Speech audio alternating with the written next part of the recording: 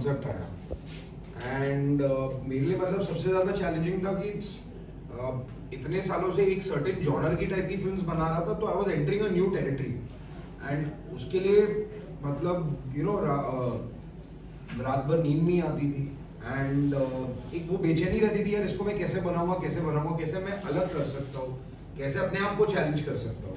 And kind of मैं व्हिस्टलिंग woods का alumni हूँ, तो व्हिस्टलिंग वुड्स ने मुझे बुलाया था वापस तभी के टाइम पे एंड दे वांटेड 4 एक्टर्स थे जिनको किसने कास्ट नहीं किया था उनकी ग्रेजुएशन फिल्म्स में and they wanted me to basically make one film और diploma film with the actors जिनको किसी ने कास्ट नहीं किया, और मेरे पास एक कॉन्सेप्ट पड़ा था, तो वहाँ से बेसिकली कॉन्सेप्ट भी था, स्टोरी भी थी, ये मौका भी मिला और बेसिकली ये पूरा जुड़ गया एंड देन फाइनली ये फिल्म बनी। जैसे कि आप बता रहे थे जो भी आपने डायरेक्शन वगैरह सब वहाँ से, इससे पहले आपने कौन कौन सी फिल्में बनाई हैं उसके बाद? सो मैं एक्चुअली व्हिस्टलिंग वुड्स पे मैंने फिल्म डायरेक्शन सीखा है, लेकिन मेरी जर्नी उसके पहले से चालू होती है। मैं 2008 से इस इंडस्ट्री में काम कर रहा हूँ एंड अलग अलग प्रोडक्शन हाउस शॉर्ट फिल्म्स बनाता था, अलग अलग प्रोडक्शन हाउसेज में मैं as a assistant producer, assistant writer भी काम करता था। मैंने मेरी पढ़ाई एडिटिंग में की है, विजुअल इफेक्ट्स में की थी और काफ़ी फिल्म्स तभी बनाता था, बट मेरा ग्रेजुएशन मतलब वो बोलते हैं ना लाइक पोस्ट ग्रेजुएशन नहीं हुआ था। तो मेरे फादर ने बोला कि नहीं यार पढ़ाई आप करो कैसे भी, तो मैंने बोला यार इसमें ही करता हूँ एंड कुछ ऐसा था कि उस साल मैं एक्चुअली FTI जाना चाहता था मेरी एडिटिंग में ही पोस्ट ग्रेजुएशन करने के लिए, और वो फॉर सम रीजन नहीं वर्कआउट हुआ and I went to Whistling Woods and Whistling Woods में भी मैं एडिटिंग के लिए ही गया था, बट वहाँ पे क्या किसी ने मेरे को ऐसा चैलेंज दे दिया यार तुझे तो डायरेक्शन नहीं मिल सकता है, तो मैंने बोला मुझे नहीं मिल सकता है।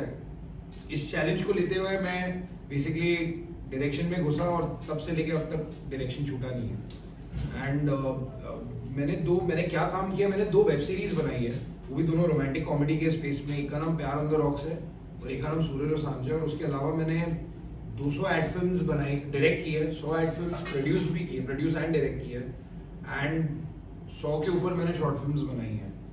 सो हाँ मैंने मतलब ये काम किया है। आपने किसी डायरेक्टर को असिस्ट किया?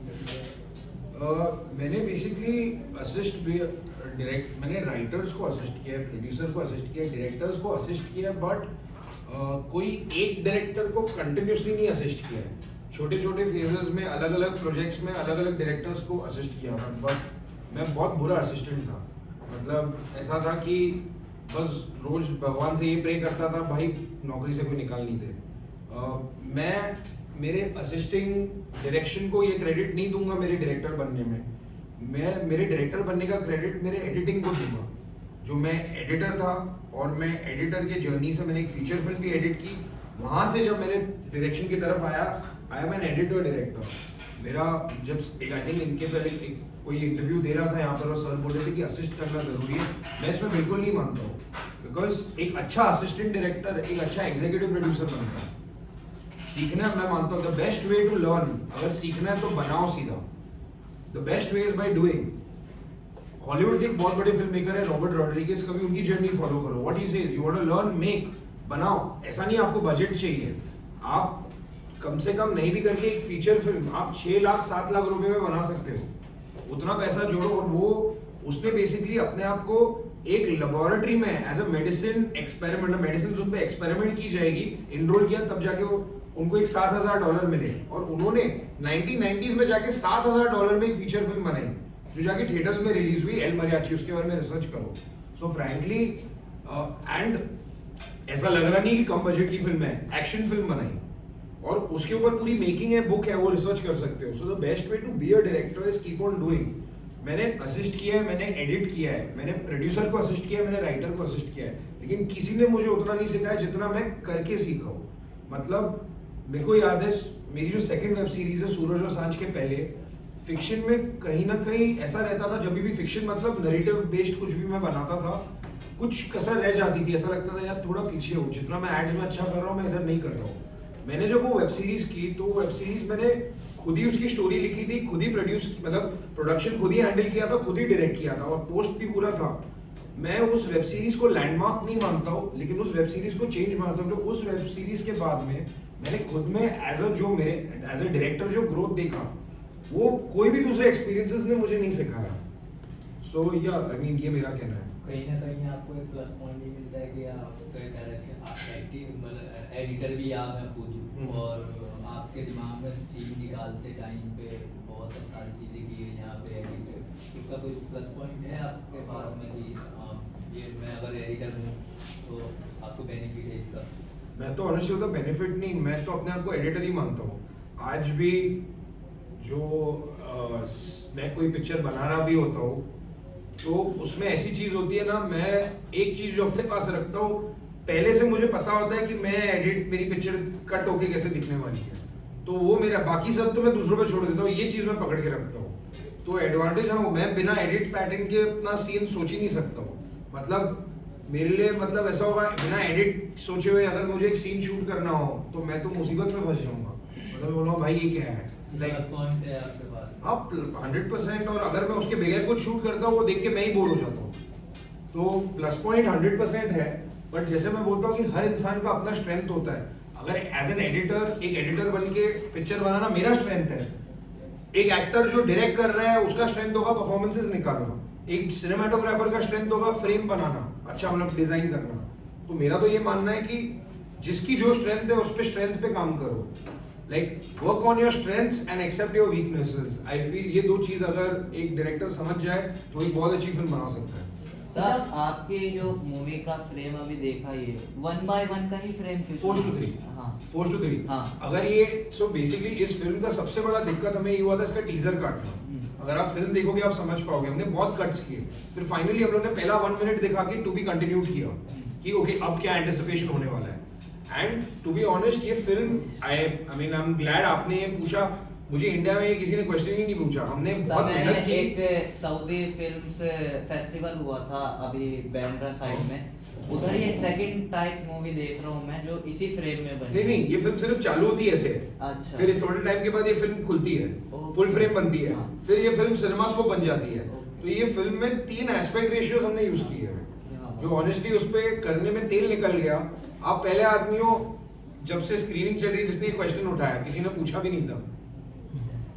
अच्छा वेद, एक बात हम आपसे पूछना चाहेंगे कि जब एज अ डायरेक्टर आपने करियर चुना 100 ऐड फिल्में करने के बाद में कि एज अ डायरेक्टर काम करना है, तो क्या आपने कभी सोचा कि फिल्में बना तो लूँगा लेकिन इसका रिलीजिंग क्या हो या इसको लोगों तक पहुँचाने की बात हो, जिस तरीके की लॉबी जुड़ी हुई है, जिस तरीके की आजकल बॉलीवुड में खेल हो रहा है, तो इस चीज़ को आप टैकल कर पाओगे, इस चीज़ को हैंडल कर पाओगे? ये बिना सोचे समझे आपने एक ऐसा डेयरिंग किया कि एज अ डायरेक्टर काम करना है. मैं सबसे पहले बताता हूँ, प्यार तो एक चीज से था कि यार हम फिल्म बनाएंगे. वो फिल्म स्टोरी लिखना, फिल्म बनाना, उससे इतना प्यार था कि ये रिलीज वाली चक्कर हम कभी सोचते नहीं थे. यू नो मतलब रिलीज वाली चीजें कभी सोचता नहीं था. एंड आई बी ऑनेस्ट, अभी तो यूट्यूब पे इतनी भसड़ मच चुकी है. मुझे याद है 2010 में मैंने एक फिल्म बनाई थी जो हमने हैंडीकैम से शूट की. 30 मिनट्स की फिल्म थी. वो 1-2 फेस्टिवल्स पे गई, पर हमने यूट्यूब पे डाला. तब यूट्यूब पे ये बसड़ नहीं थी. और ऑनेस्टली उस फिल्म को हमें 30 या 40 हज़ार व्यूज मिले, लेकिन वो क्वालिटी कमेंट्स मिले. लाइक रिलीज मिल जाती थी, कुछ ना कुछ करके रिलीज हो जाता था. अब ऐसी चीज हो गई है कि हर रिलीज को इन्होंने एक्स्ट्रा कमर्शलाइज कर दिया है. हर बेसिकली डिस्ट्रीब्यूशन को पूरा करप्ट करके पकड़ लिया है. एंड अब हर चीज कमर्शियल हो गई. मतलब यूट्यूब पे डालना ही वो होता है यार, इतने व्यूज नहीं है तो फिर क्या बात है. मतलब कंटेंट का रीच आउट करना बेसिकली वो चीज अभी ऑलमोस्ट बहुत मुश्किल हो गया है. बिकॉज आप एक बहुत अच्छी फिल्म बनाओ और आप उसको यूट्यूब पे डालो, और एक थर्ड ग्रेड ब्लॉगर एक गंदा सा रील बनाएगा, वो यूट्यूब पे डालेगा. लोग मतलब डिफरेंशिएशन नहीं होता है कि क्वालिटी क्या है और क्वांटिटी क्या है. तो ये है. एंड इसका रिस्पॉन्सिबिलिटी तो मैं हमारे कॉर्पोरेट्स और हमारी इंडस्ट्री को ही देता हूँ कि basically they her media space खरीद चुके हैं. तो एक क्वालिटी व्यूइंग नहीं है. यू नो मेरा सबसे बड़ा ये मानना है, इसका प्रॉब्लम सिर्फ एक ही चीज है. हम अमेरिका से चीज कॉपी करते हैं, लेकिन हम क्या करते हैं, सिर्फ बेस लेवल पे कॉपी करते हैं. उसका डिटेल एग्जीक्यूशन हम अमेरिका से कभी सीख नहीं पाते हैं. तो कॉर्पोरेटाइजेशन हॉलीवुड में हुआ, यहाँ पर कॉर्पोरेटाइजेशन आया, लेकिन उसके बाद में उस कॉर्पोरेटाइजेशन को उन लोग ने क्या लेवल पे लेके गए, वहां पर अगर आप अमेरिका जाओगे, हर सिटी में उनका एक फेस्टिवल होता है, एक नहीं 100 फेस्टिवल्स होते हैं जहाँ पे मूवी आपकी शॉर्ट फिल्म हो, फीचर फिल्म हो, वेब सीरीज हो, एड फिल्म हो, आपके पास रिलीज नहीं, आप वहाँ शोकेस कर सकते हो। वहाँ पे आपको अगर आपकी फिल्म अच्छी हो आपको डील्स मिल सकते हैं। यहाँ पर ऐसा कुछ नहीं है बेसिकली, इन इंडिया ऐसा बेसिकली कुछ नहीं है, बिकॉज यहाँ पे सबसे बड़ा प्रॉब्लम यहाँ है कि कॉर्पोरेट्स यहाँ आ गए, सब चीज खरीद लिया, उसके बाद इंडिपेंडेंट फिल्म मेकर्स या स्टोरी टेलर्स को वो कॉर्पोरेटाइजेशन के जरिए स्पेस देने का तो बात होती नहीं है। एक पीवीआर और एक आइनॉक्स अपना बेसिकली थिएटर रेंट पे देने को तैयार है for birthday parties and corporate events, लेकिन एक छोटी फिल्म्स को रिलीज करने का उन्हें विंडो नहीं देखना चाहेंगे। सो इसका मेरे को लॉजिक नहीं समझ में आता है कि ये क्या है और ये क्यों है। बेसिकली दी होल आइडिया है, इन लोग चाहते एक चीज है कि इंडिया में 5 प्रोड्यूसर्स या प्रोडक्शन हाउस और स्टूडियोज बने और उन लोग ही फिल्म बनाते रहे, बाकी सब जाओ भाड़ में। ओटीटीज का भी देख रहे हो यही हाल हो रहा है।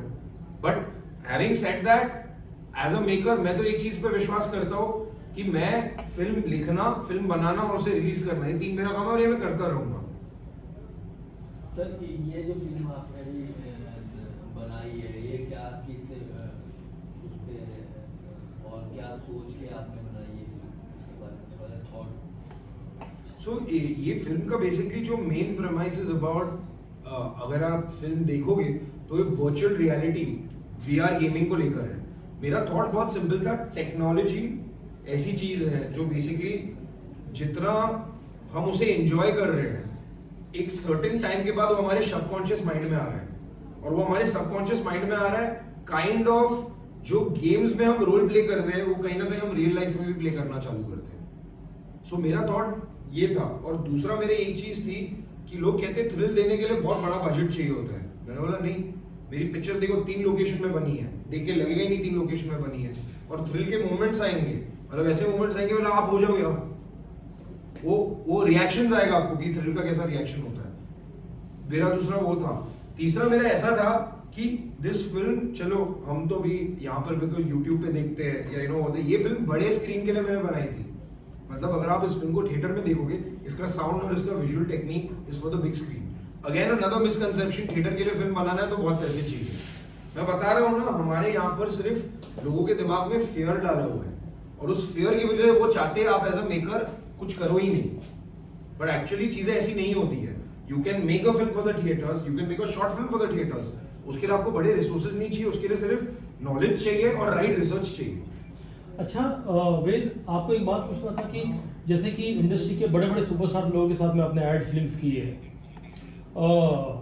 बड़े बड़े सारे स्टार मैंने देखे हैं आपके एड फिल्म्स में, काफ़ी लोग देखे हैं। मतलब दो हाँ, तो ये जब आप फिल्म बना रहे हो, जब आप एक फ्यूचर फिल्म बनाने के लिए आपको क्या उस प्रोफाइल का सपोर्ट मिलता है?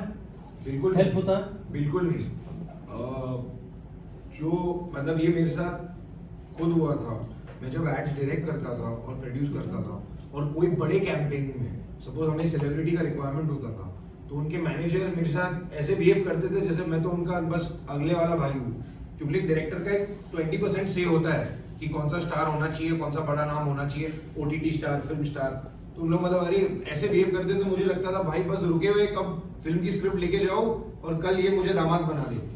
और ऑनेस्टली दूसरा साइड होता था, जब स्क्रिप्ट लेके जाता था तो वो ही गवर्नमेंट वाली लाइन में मुझे खड़ा किया जाता था कि आप वो पीछे रहो, भेजो, ईमेल पे भेजो, पढ़ के बताते हैं। लेकिन एक चीज तो लोग भूल ही जाते हैं, हमारी इस कंट्री में ईमेल पे जवाब कौन देता है। सो वो प्रोफाइल बिल्कुल वो हेल्प, मतलब ऐसा कुछ वो नहीं था। हाँ, अगर एक और एक एड कैंपेन करूं तो डेफिनेटली आ जाएंगे। फिल्म बनाऊंगा तो कौन मैं, मतलब कौन वेद, इसको तो हम जानते ही नहीं है। अच्छा, lastly Bharat international film festival के बारे में क्या कहना चाहेंगे? विक्रांत सर के बारे में क्या कहना चाहेंगे कि इस तरह की ये फिल्में उठाते हैं और फेस्टिवल में दिखाते हैं, लोगों तक पहुंचाते हैं, तो इससे कितना बेनिफिट मिलता है एक डायरेक्टर को फिल्म में करके? जी, मैं एक चीज बोलता हूँ कि यहाँ पर हर इंसान आया अपना इंटरव्यू देने के लिए, और वो बोलेगा Bharat international film festival, Vikrant More ji ने मेरे लिए ये किया, वो किया, सब किया, मतलब thanks for showcasing my film. लेकिन विक्रांत जी ने, मैं विक्रांत जी के बारे में बोलना चाहूँगा, उन्होंने मुझे एज अ डायरेक्टर ऐसी जर्नी में चला दिया ना, जो मेरे अच्छे से अच्छे इंडस्ट्री के बड़े से बड़े दिग्गज बड़े से बड़े गुरु, बड़े से बड़े टीचर्स मुझे उस लाइन पे नहीं लेके गए। मैं बता रहा हूँ, मैं तो एक रोमांटिक कॉमेडी से थ्रिलर पे जंप किया। नेक्स्ट मूवी में विक्रांत जी के साथ ही कर रहा हूँ, मैं डायरेक्ट कर रहा हूँ, ये प्रोड्यूस कर रहे हैं, और वो इतनी साइकोलॉजिकल फिल्म है ना कि मतलब मेरे को मतलब नींद तो आती नहीं है, कोई मोमेंट मतलब ऐसा फुल जोन में अटकाया हो। भी हमारी शूटिंग भी है, और वो जर्नी पे मुझे चलाने वाले विक्रांत जी थे। एंड ऑनेस्टली मुझे ऐसा लग रहा है कि एज ए डायरेक्टर मैंने जितना मेरा एक्सपीरियंस है वो कम पड़, मुझे ऐसा लग रहा है भाई ये कम पड़ रहा है, मैं अभी क्या करूँ और क्या मतलब और कितनी मेहनत करूँ। मतलब वो बोलूँ ना कि अगर आपका ब्रेन 10% यूज होता है, ठीक है, और कोई इंसान आपके 10% को 90% तक स्ट्रेच कर दे, इन्होंने वो मेरे साथ किया है। सो मेरे हिसाब से फेस्टिवल हो, फिल्म दिखाना हो, वो एज एन इंडिविजुअल इन्होंने मुझे जो ग्रोथ दी है वो मुझे ऑनेस्टली बड़े से बड़े राइटर, बड़े से बड़े एक्टर, बड़े से बड़े प्रोड्यूसर, बड़े से बड़े डायरेक्टर, जो बड़े से बड़े जो मेरे फिल्म टीचर्स जो इतने हैं, मतलब यू नो, उन्होंने किसी ने उसका 10% भी नहीं दिया।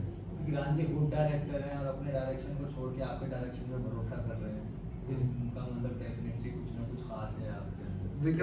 विक्रांत जी पिछले जन्म में नहीं मानते, मैं मानता हूँ। मुझे लगता है पिछले जन्म में हम भाई थे, जो मे भी ऐसा होगा वो बड़े भाई थे, और शायद उनकी तरफ से ऐसा हुआ होगा कि कुछ रह गया, मैं छोटे भाई के लिए नहीं कर पाया, तो आज इस रूप में मुझे मिले। पहले तो थैंक यू सो मच वेद ये रिस्पेक्ट देने के लिए। मैं वेद के बारे में एक बात करना चाहूँगा कि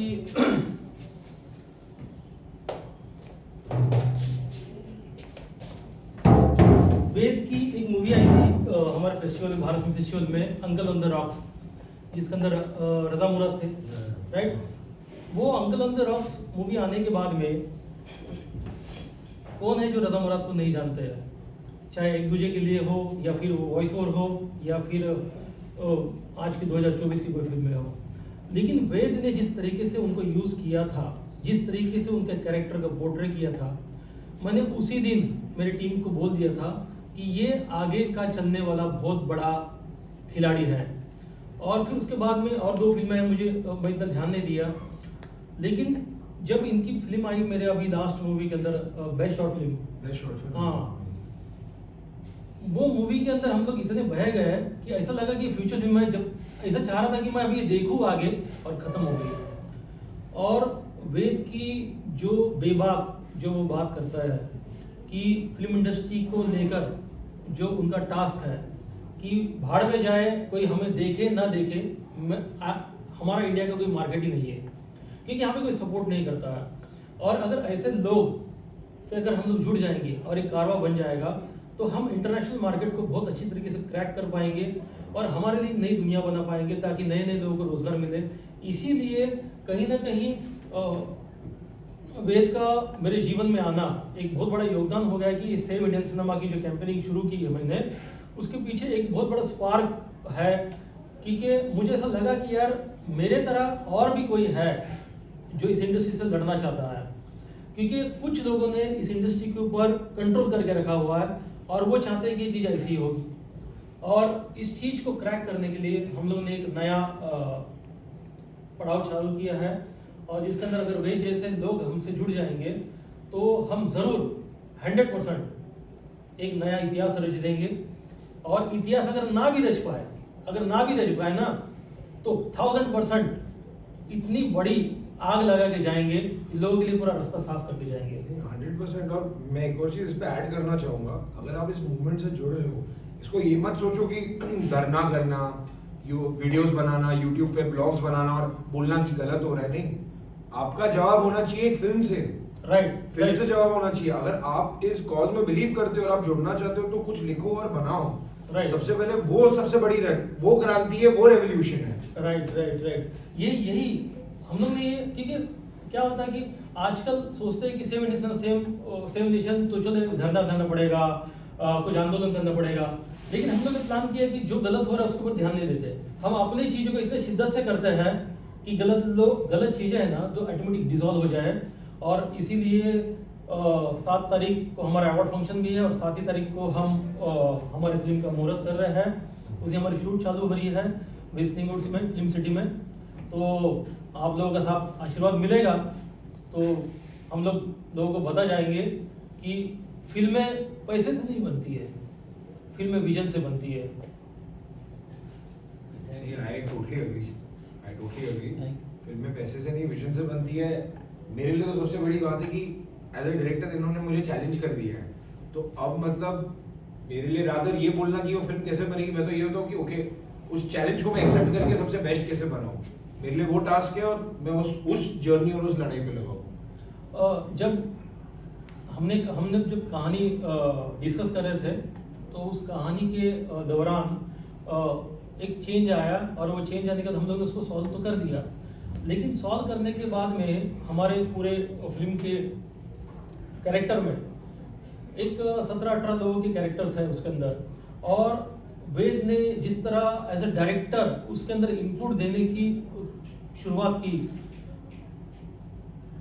वो इतनी बारीक बारीक चीज़ों को, यानी दाढ़ी के बाल से लेकर आंखों के हरकत तक इतनी बारीक बारीक चीज़ें के ऊपर ध्यान दे रहा था कि मुझे ये लगा कि यार यही एक डायरेक्टर है जो मेरे विजुअलाइजेशन को वो अंजाम दे सकता है।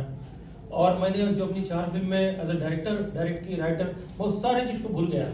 मतलब अपनी पूरी ताकत, मैं पूरी एनर्जी और जितनी मेरी पहचान है, जितना मेरा हो सकेगा, मैं सारा चीज़ इस इंसान के पीछे लगा दूंगा, क्योंकि मुझे पता है ये चीज़ों को उस लेवल पे लेके जाएगा, इंटरनेशनल लेवल तक, कि लोग उसको देखने के लिए मजबूर हो जाएंगे। All the best. Thank you so much. Thank you. और आपके लिए सीधे पिक्चर 80% भी 4:3 में, हाँ 80% पिक्चर 4:3 में कल देख सकते हो, आज क्या हो तो। नहीं ये नहीं वाली मैं बोल रहा था जो हम शूट कर रहे हैं हम लोग वाली